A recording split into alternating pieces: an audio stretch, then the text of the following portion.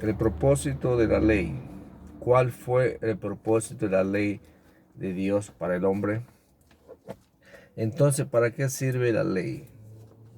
Fue añadida a causa de las transgresiones hasta que viniese la simiente a quien fue hecha la promesa y fue ordenada por medio de ángeles en manos de un mediador.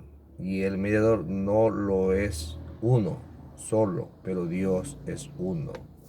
Luego la ley es contraria a las promesas de Dios en ninguna manera, porque si la ley dada pudiera vivificar, la justicia fuera verdaderamente por la ley. Mas la Escritura lo encerró todo bajo pecado, para que la promesa que es por la fe en Jesucristo fuera dado a los creyentes.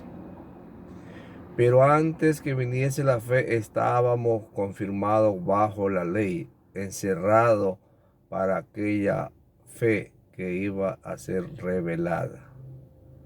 De manera que la ley ha sido nuestro ayo para llevarnos a Cristo, al fin de que fuésemos justificados por la fe. Pero venida la fe, ya no estamos bajo ayo, pues todos sois hijos de Dios por la fe en Cristo Jesús. Porque todo lo que depende de las obras de la ley está bajo maldición, porque Cristo está.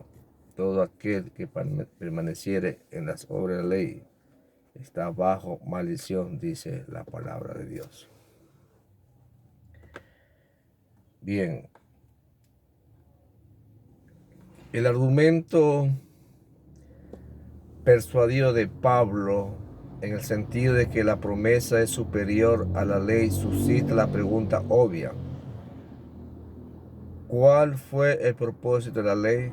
La respuesta de Pablo es que la ley revela la pecaminosidad irremediable del hombre, quien es capaz de salvarse por sí mismo. Porque el hombre por la ley, dice la palabra de Dios, no será justificado. Así dice la palabra de Dios. Y tiene necesidad desesperante de un Salvador. Nunca tuvo el propósito de ser un camino a la salvación. La ley nunca tuvo un propósito de ser un camino hacia la salvación, sino que la ley es algo que el hombre tenía que conocer. ¿Por qué tenía que conocer?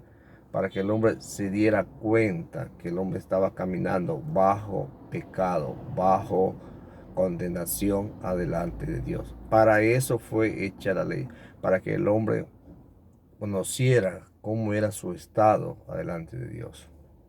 Para eso Dios hizo la ley, para conocer.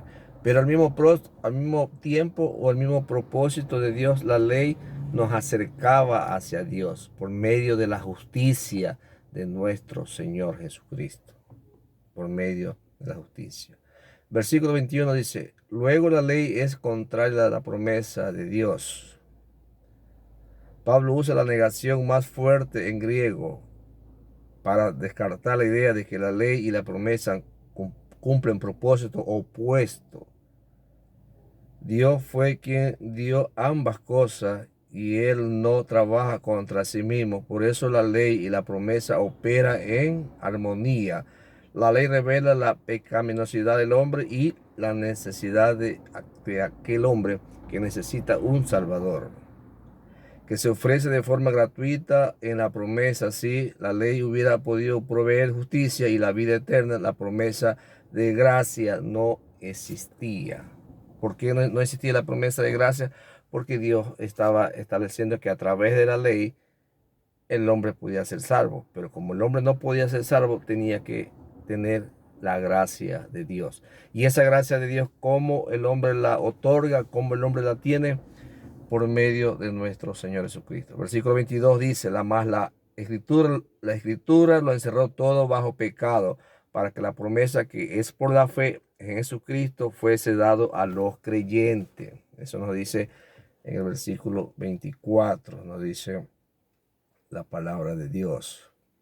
Perdón, versículo 22 está ahí. Dice: Pablo representa a toda la humanidad atrapada sin salida en el pecado, como un momento los peces son atrapados en la red. Así Pablo los presenta delante de Dios por medio de la ley.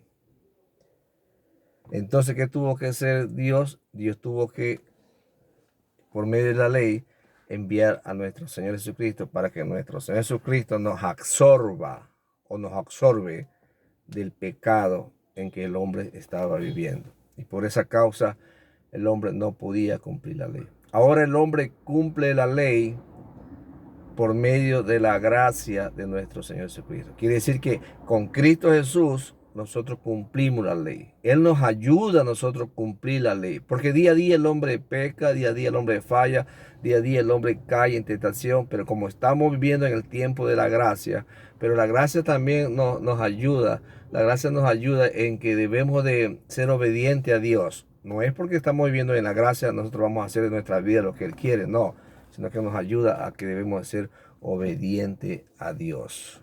Así nos enseña la palabra del Señor.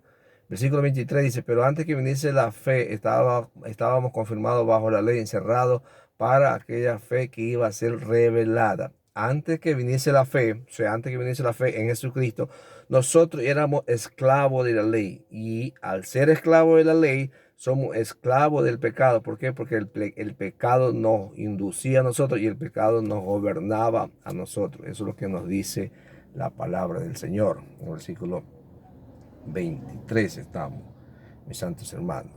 Versículo 24 dice, de manera que la ley ha sido nuestro ayo para llevarnos a Cristo. Imagínense, la ley ha sido nuestro ayo, la ley ha sido nuestro tropiezo para de esa forma, de esa manera, nosotros presentarnos hacia Cristo. Estamos en el versículo 24. La palabra griega denota un esclavo cuyo deber era cuidar a un niño hasta que llegara a la edad adulta. El ayo tutor lo acompaña a toda parte y vigila su conducta en el hogar. Muchos esclavos eran vigilados por su superior. Asimismo, el pecado nos vigila a nosotros, nos cuida y nos hace que permanecemos siempre pecando adelante de Dios, porque ese es lo que vino a hacer el pecado, a destruir nuestra vida. Versículo 25, pero venida la fe, ya no estamos bajo ayo, pues todo lo que soy hijo de Dios por la fe en Cristo Jesús, porque todo lo que habéis sido bautizado en Cristo, de Cristo estáis revestidos. Los creyentes a través de la fe en Jesucristo han alcanzado la mayoría de edad espiritualmente como hijos de Dios. Por eso no estáis bajo la tutela de la ley, aunque todavía tienen la obligación de obedecer los parámetros santos inmutables de Dios que en el nuevo pacto tienen toda la autoridad moral. Ya nosotros, ya ahorita no estamos bajo la ley, sino que estamos bajo la gracia de Dios. Así es, mis santos hermanos. Hoy en día estamos bajo la gracia de Dios. Y porque estamos bajo la gracia de Dios, estamos revestidos con el poder del Espíritu Santo de Dios. Mantente en la gracia de Dios, mantente en Cristo Jesús, no te aflojes, agárrate bien, aduéñate de la gracia, aduéñate del amor de Dios, que Dios te va a suplir, Dios te va a ayudar, Dios te va a bendecir y Dios te va a caminar a una vida próspera espiritualmente y llena del conocimiento de nuestro Señor Jesucristo. Esta palabra es para ti, esta palabra es para que tú reflexiones y para que tú hagas la obediencia adelante de Dios. Que Dios te bendiga en esta preciosa tarde. Gloria a Dios.